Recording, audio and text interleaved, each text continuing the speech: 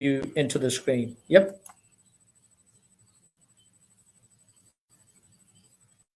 ਸਤਿ ਸ਼੍ਰੀ ਅਕਾਲ ਸਾਰਿਆਂ ਨੂੰ। ਮੈਂ ਨਵਤੇਜ ਰੰਧਾਵਾ ਤੁਹਾਡੇ ਲਈ ਸਪੈਸ਼ਲ ਟਰਾਂਸਮਿਸ਼ਨ ਅੱਜ ਲੈ ਕੇ ਹਾਜ਼ਰ ਹੋਇਆ, ਜਿੱਥੇ ਆਪਾਂ ਸਾਰੇ ਜਾਣਦੇ ਹਾਂ ਅੱਜ ਸਵੇਰੇ ਬਹੁਤ ਹੀ ਇੰਪੋਰਟੈਂਟ ਇੱਕ ਅਨਾਊਂਸਮੈਂਟ ਹੋਈ, ਜਿਸ ਦੇ ਵਿੱਚ ਇਮੀਗ੍ਰੇਸ਼ਨ ਮੁਤਲਕ ਜਿਹੜੀ ਜਾਣਕਾਰੀ ਸਾਰੇ ਹੀ ਭਾਈਚਾਰੇ ਨੂੰ ਮਿਲੀ। ਖੁਸ਼ੀ ਦੀਆਂ ਜਿਹੜੀਆਂ ਲਹਿਰਾਂ ਉੱਠ ਪਈਆਂ, ਆਪਾਂ ਸਾਰੇ ਜਾਣਦੇ ਹਾਂ।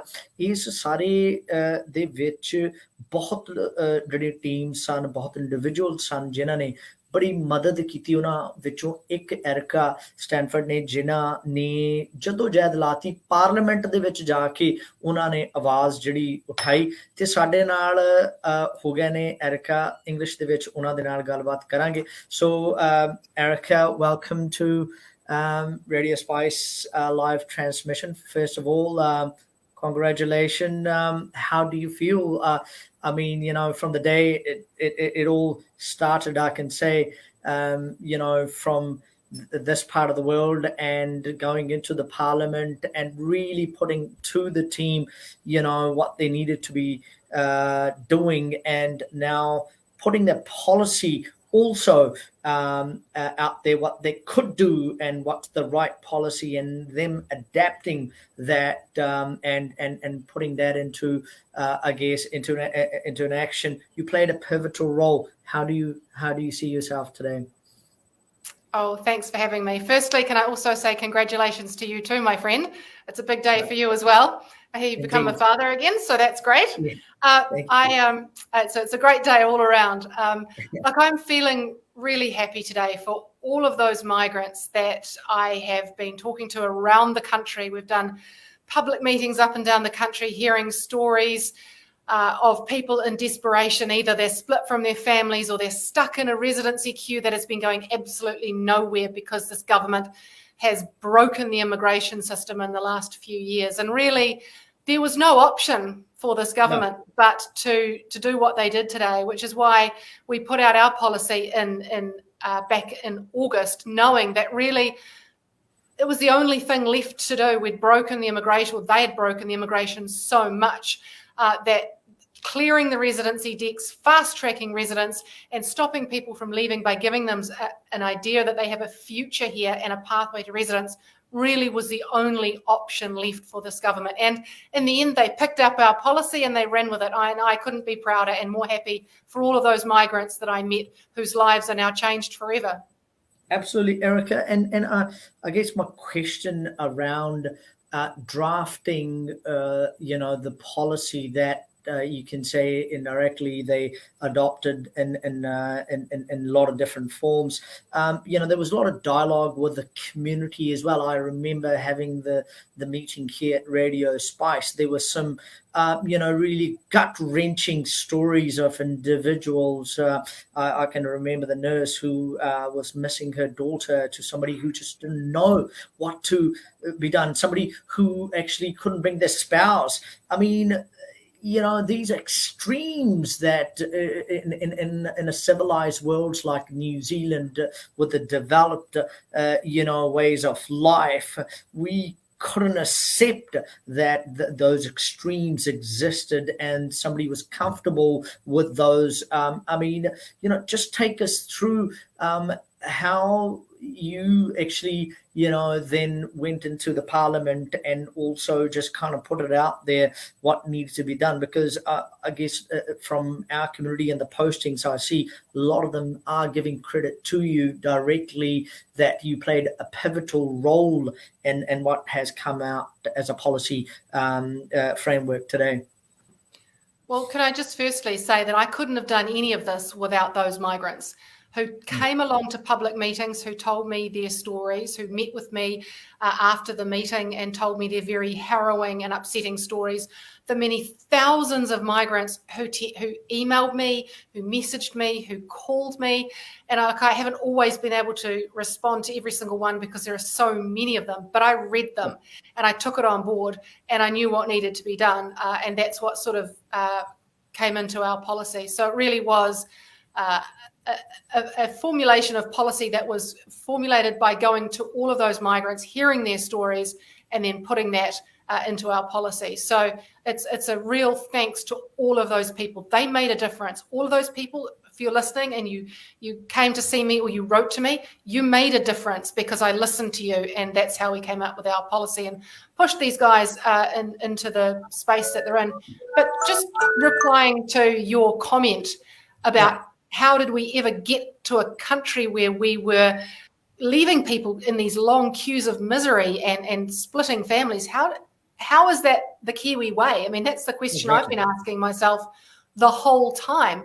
We didn't need to be here. These residency queues have been growing since 2018. Today's decision is was only made because they created such an awful problem in the first place. They could have solved this problem last year. They could have solved it 2 years ago by actually coming out with policies to solve the backlog, but they chose not to do that. So they have put migrants in a situation of misery, living from visa to visa for many years. They created that problem, and today is a final solution. But I mean, how many really amazing migrants have we lost, who've given up on us and taken off overseas because they couldn't do it anymore?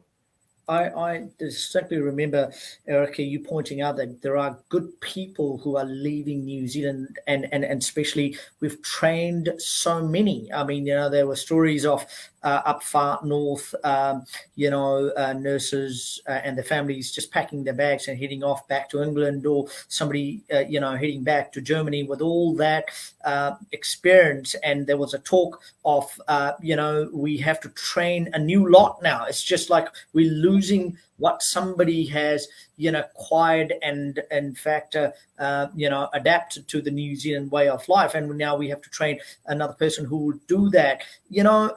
Just wanted to get your views on what's been proposed today. There is still, some people who don't have a clarity on the offshore migrants. There is, some categories which have not been touched either. What are your views about that? Yeah, look, can I just comment on the announcement? It really is light on detail. That's the first thing I would say. And what that indicates to me is that this has been a very panicked and a very rushed decision, despite the minister telling us he's been planning this for many months and going over the detail. You can tell by the fact that it is so light on detail, and they haven't designed the specific detailed policy for Immigration New Zealand to actually implement this. That hasn't been done yet. So you know very well that this is a knee-jerk, panicked reaction to the pressure that they've been put under by migrants, stories in the media, and National Party policy. So it is a quick, we need to do something policy. So a lot of the detail, I don't think, has been nutted out yet. I think right now you will see at Immigration New Zealand a whole lot of officials scrambling behind the scenes to backfill the detail of this policy that hasn't been worked through yet. And that's why there really is a lot of questions that we still need to ask and get the answers to, because that detail is just not there. Indeed, because I guess coming from the Indian, community at large, there is a large number stuck overseas in India, particular, where there are a lot of, I guess, families who are, just sitting on the other sides of the shore, and they are trying to find clarity in this, which there isn't much. And it's been said that we will address them after Christmas, going into the Jan, once we've actually gone through, and the MIQ seemed to be the scapegoat this time. What do you think about that? Yeah, the minister has really ignored this problem the whole time. I've never heard him proactively mention the offshore stuck visa holders, those post-study open work visa holders who are offshore. He never mentions them, and whenever we bring it up, he avoids the topic. And I've said publicly, my opinion is that he will do nothing. He will let their visas expire, and he will just sort of forget about the problem. That's what I expect. And the reason I expect that is because he's done nothing yet to date to give them any hope or to indicate that they will be allowed back. So, I just don't know. He hasn't not given any detail in this policy to give them any light at the end of the tunnel to say, hey, you'll eventually be allowed back. I can see that obviously he's got a problem, and that are very difficult to bring a large number of people back through managed isolation when we simply don't have the space, because this government has severely restricted the number of managed isolation spaces that they've got available. So, it's a big problem for him that he has completely ignored in the past and continues to ignore. Indeed. Erica, I guess when it comes to the policy details, national outlined, that of course they will have a framework for the, if they were in government, there were certain frameworks drafted with you. Can you actually outline those? So if the national was in charge, at least the migrants get to hear, what would national do? Well, the first thing that we would have done is very similar to what the government have now done. They've picked up our policy and run with it. And I've always said that immigration was in such a terrible space that we needed to clear the decks and start again. And thank goodness they have listened. They've gone a little bit further even than we expected them to. And they've picked up that policy and run with it. That now gives us options. What that does is three things. It allows our international reputation to be somewhat reinstated, because it's been trashed over the last sort of 18 months. People don't want to come here, but now we can start to say to highly talented people offshore, come to New Zealand because there is a pathway to residence for you. It also stops people leaving, but it also attracts those highly skilled migrants. So now that we have sort of fixed or are on the way to fixing, because let's face it, we've got to trust the minister that he will actually process these 110,000 visas in 12 months. So that's the next big hurdle for him to do. Let's hope that Kiwi visa isn't like Kiwi build with 100,000 promised, but we don't get quite the same number. So we'll wait and see what happens. Hopefully he's right. But for us moving forward, I'm going to be putting a strategy group together early next year to start to think about what the future of immigration looks like for New Zealand. Where do we need staff around New Zealand? What kind of skills do we need? And what sectors do we need them in, and what regions do we need them in? And really look at taking a sector-based and regional-based approach to migration, so that we're actually filling the skills shortages that we need, and not just saying, like this government have, we want to limit immigration and only have the very best specialist people here. Actually, sometimes around New Zealand and some places, we actually need dairy farm workers. And you know what? They may not be highly skilled specialist workers, but we need them to drive our economy. So really, you've got to look right down at a sector level. Who are the people that we need? What is the skill level that we need? As well as at the same time, obviously, upskilling New Zealanders to undertake different jobs, but also making sure that businesses are gearing up for the future of work and uptaking different technologies as well. Indeed, Erica, the right-hand side comment box just swarmed with people just saying thank you to Erica, which is well-deserved, no doubt. And there is a question that's popped up a couple of times and deserve, I guess, time. A lot of them have asked, what about the people who are stuck for last 2 years in terms of the backlog? How do you see that in terms of them being stuck in the queue for 2 years? Will they actually be prioritized or anything? There is no clarity around that. What are your views about that? Yeah, when I saw the policy embargoed PR come out last night, which I had a quick squiz over, that was my first concern. And my concern has always been around because I've had an inkling about what he's going to do for a few weeks now. And my concern has always been, you cannot leapfrog people ahead of other people who've been waiting for a very long time. And that was always going to be the potential problem with this policy, that there have been people sitting in a queue for a couple of years who now get leapfrogged by other people. And so the detail isn't quite there around how he's going to manage that, because once he's selected the people out of the expression of interest pool that he's going to prioritise, the tendency then will be just to lump those people in with everybody else.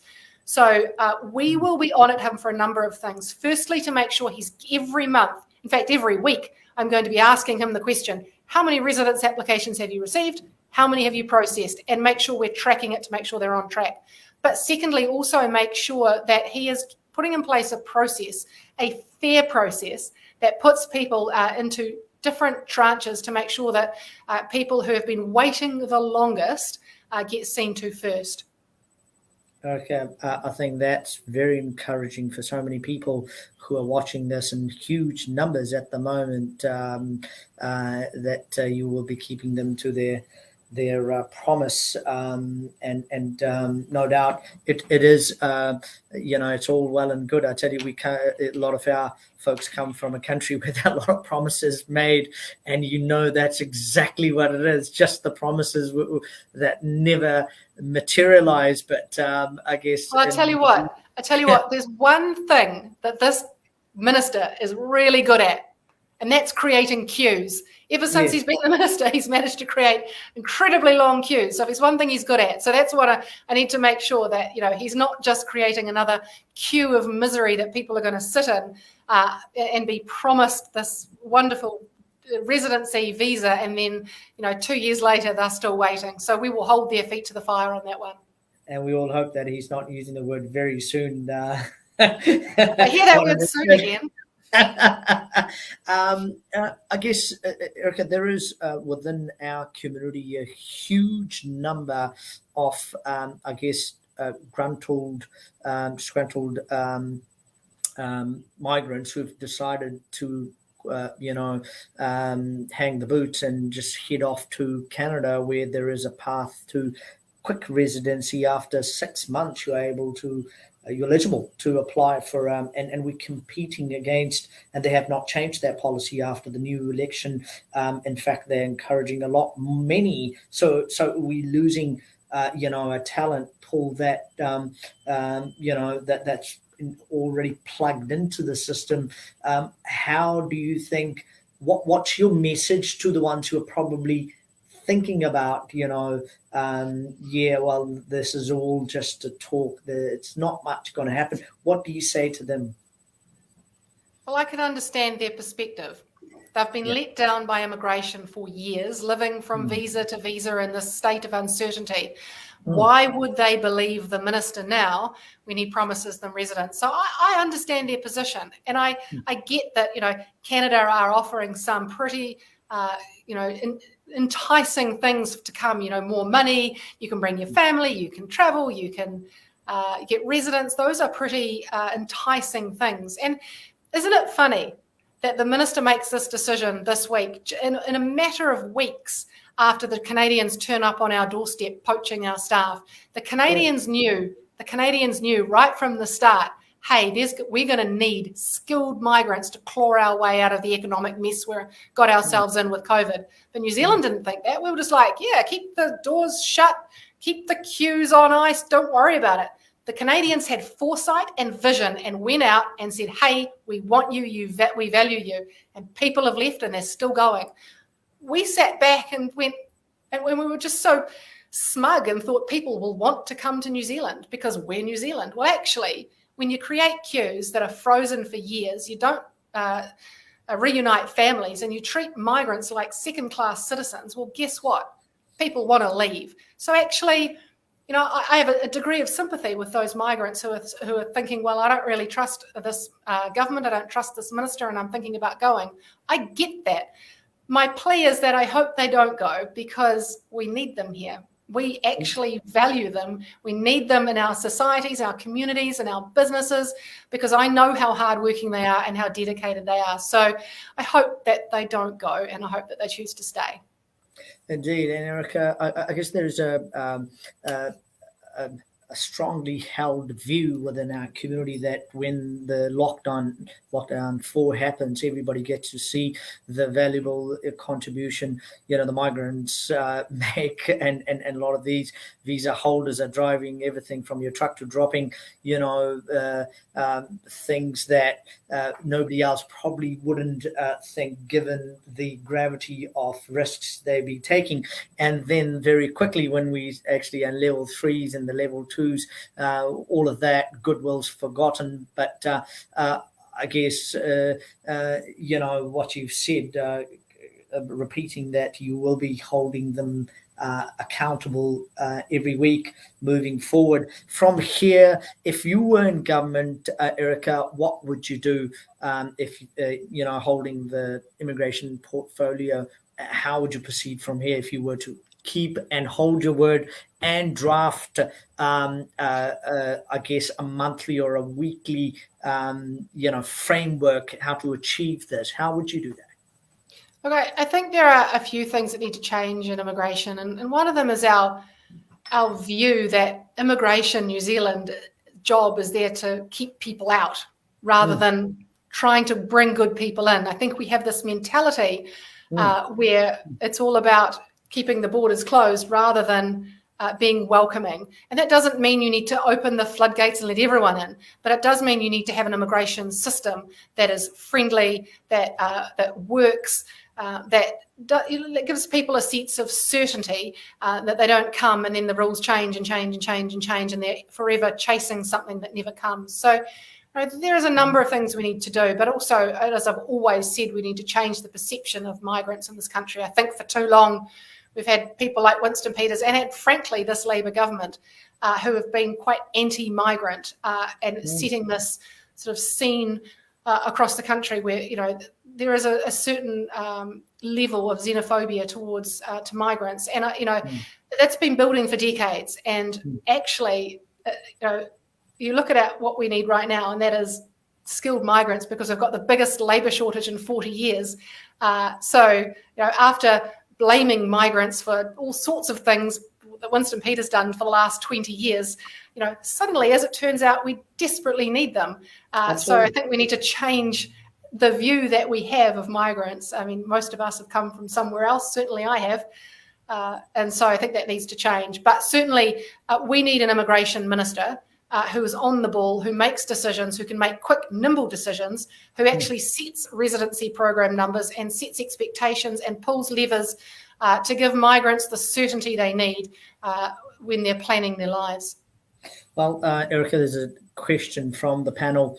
Somebody's asked, will National approach more skilled students from offshore comes 2023? I guess, will that be something on their cards? We talked about international students in our COVID recovery strategy, which we came out with a couple of days ago, which was, in fact, was yesterday even, where we talked about inviting students back to New Zealand. We desperately need them in our high schools and sometimes our intermediates, but also certainly our tertiary institutions as well, who rely on that international tourist market. So being able to open up to the world again and bring in international students is going to be very, very important. I think certainly it needs looking at, though. I know that there have been problems with the international student market in the past and some of the promises that people were made, and I think that certainly needs to be looked at and tidied up. However, we have an incredible advantage here that we have some of the best education in the world, and people want to come here to study, and we should definitely leverage that. Indeed. And Erica, another question, last few. What about the parent category? What are your views about that? Well, it's been really interesting today, the decision that the minister has made around granting so many people residence. I mean, it really was a bit of a surprise that he went as far as he did. He certainly went further than I had originally proposed, which is not necessarily a bad thing. It is what it is. But what this does now throw up is, what about the appearance? 165,000 people, double that, the appearance. Yes. So what is he going to now do about the ability for them to bring the appearance here? And that is a conundrum that he has got himself into about, you're talking huge numbers. So he has not mentioned the reset of this yet. This is something he's yet to announce, so we'll have to wait and see. But certainly the numbers that he indicated today, 165,000, means he is going to have to make some serious decisions around parent category, and I don't think he's going to be able to go as far as as some would have wanted him to go because of the sheer numbers.